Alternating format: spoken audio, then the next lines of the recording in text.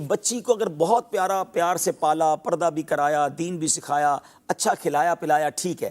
اب جب شادی کی باری آئی تو کیا دیکھا کہ وہ سامنے والے کا گھر کتنا بڑا ہے، گاڑیاں کتنی ہیں، یہ دیکھا کہ اس کا عقیدہ کیا ہے، وہ دیندار کتنا ہے۔ ہم نے ایسا بھی دیکھا اشفاق بھائی، پوری زندگی اپنی بچی کو پردہ کروایا اور شادی کے بعد وہاں جا کے برقعے اتر گیا، کیوں گیا؟ وہ سسرال والے منع کرتے ہیں۔ ساری زندگی اولیاء، اہل بیت، غوث پاک، 12ویں شریف، میلاد کا ذہن دیا اپنی بچی کو، بچی بھی ماشاءاللہ نیک رہی، اور جہاں بھیجا وہاں کہتے ہیں وہاں تو یہ سب چیزیں کرنے کی اجازت ہی نہیں ہے۔ تو آپ نے کیا کیا اپنی بچی کے ساتھ؟ اچھا پھر اسی طرح سود کا کام کرنے والا، حرام روزی کمانے والا، یہ دیکھا ہی نہیں۔ اچھا آپ حلال کماتے بھی رہے، اپنی بچی کو حلال کے ذریعے پرورش کرتے رہے، اب شادی وہاں کر دی، رشتہ وہاں کر دیا جہاں حرام روزی کمائی جا رہی ہے۔ آپ نے اپنی بچی کے ساتھ کیا کیا؟ کبھی سوچا آپ نے اس کی آنے والی نسلوں کا کیا ہوگا؟ اس کی نسل اگر اللہ نہ کرے بدعقیدہ ہو گئی تو اس کا جواب دہ کون ہوگا؟ تو کیا دیکھیں؟ اچھا دیکھنے کے لیے تو باپ نے کیا نا، کون باپ برا چاہتا ہے؟ اس نے بینک بیلنس، دولت، گاڑی بنگلہ دیکھا، صحیح اچھا نہیں کیا اس نے۔ سب سے بڑی بات یہ کہ ہماری چیک لسٹ ہی غلط ہے۔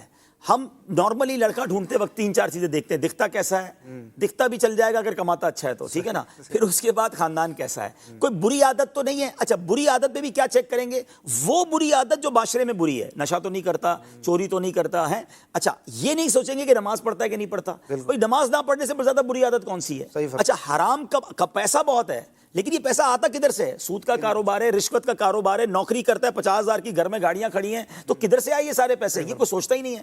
تو پہلے چیک لسٹ کیا ہونی چاہیے؟ فرسٹ آف آل، چاہے لڑکی تلاش کریں چاہے لڑکا تلاش کریں، کہ اس کا ایمان اور عقیدہ کیا ہے۔ سب سے مین چیز یہ ہے، عقیدہ ہی کچھ اور ہے اور ہم اپنے نیا خاندان بننے جا رہا ہے، آنے والی نسلوں کا کیا ہوگا؟ اسی طرح اگر لڑکے مجھے سن رہے ہیں، نوجوان سن رہے ہیں، بڑی پیاری روایت کتابوں میں لکھی نا کہ اپنے ہونے والے بچوں کے لیے اچھی ماں تلاش کرو، یعنی یہ بچوں کا حق ہے جو بعد میں پیدا ہوں گے کہ ان کے لیے اچھی ماں تلاش کریں۔ تو ماں نیک ہو، دیندار ہوگی تو بچے بھی نیک بنیں گے، با پردہ ہو۔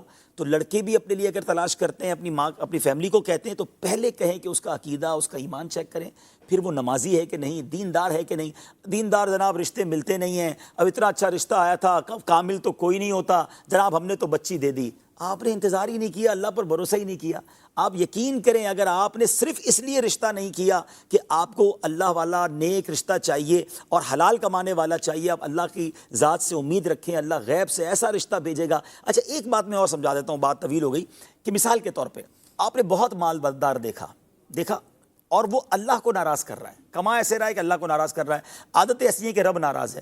بچی کو بیایا، کیا ایسا نہیں ہوتا کہ وہ مالدار کنگال ہو جاتا ہے؟ جس سے رب ناراض ہے وہ کبھی بھی برباد ہو جائے گا۔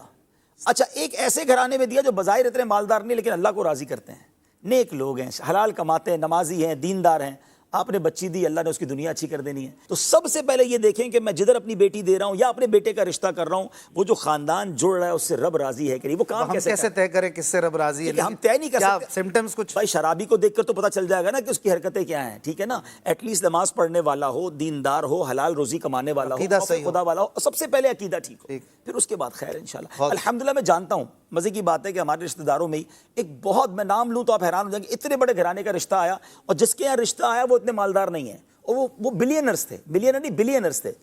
ان کا عقیدہ درست نہیں تھا۔